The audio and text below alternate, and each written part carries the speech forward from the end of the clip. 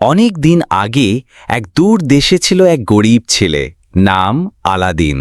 তার বাবা মা ছিল দরিদ্র, কিন্তু আলাদিন ছিল দুষ্টু ও কৌতূহলী। একদিন এক জাদুকর আলাদিনকে বলল, তুমি যদি আমার জন্য গুহার ভেতর থেকে একটা পুরনো চেরাগ নিয়ে আসো, আমি তোমাকে অনেক ধন সম্পদ দেব। আলাদিন সাহস করে অন্ধকার গুহায় ঢুকল। সেখানে চারপাশে হিরে, জহরত, সোনার পাহাড়।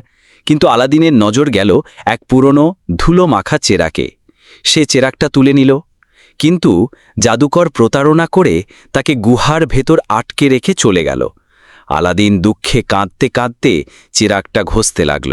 হঠাৎ বিশাল এক দানব, অর্থাৎ জিন্নি, বেরিয়ে এসে বলল, হে আমার প্রভু, তুমি যা চাইবে তাই আমি পূর্ণ করব। আলাদিন অবাক হয়ে প্রথমেই বলল, আমাকে এখান থেকে বের করে দাও।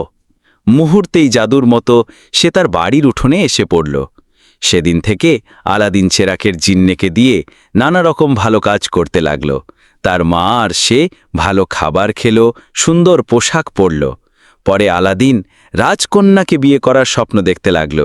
রাজা আলাদিনকে কঠিন শর্ত দিলেন, অসংখ্য সোনা, মুক্তার, হীরার উপহার দিতে হবে। জিন্নেকে আদেশ করে আলাদিন এক রাতেই সোনার প্রাসাদ বানিয়ে ফেলল। সবাই অবাক হয়ে গেল। অবশেষে রাজকন্যা আলাদিনকে বিয়ে করল, কিন্তু সেই দুষ্ট জাদুকর আবার এসে চেরাগ চুরি করে নিল। তখন জিন্নেকে ব্যবহার করে প্রাসাদ আর রাজকন্যাকে দূরে নিয়ে গেল। আলাদিন ভয় পেলেও হাল ছাড়ল না।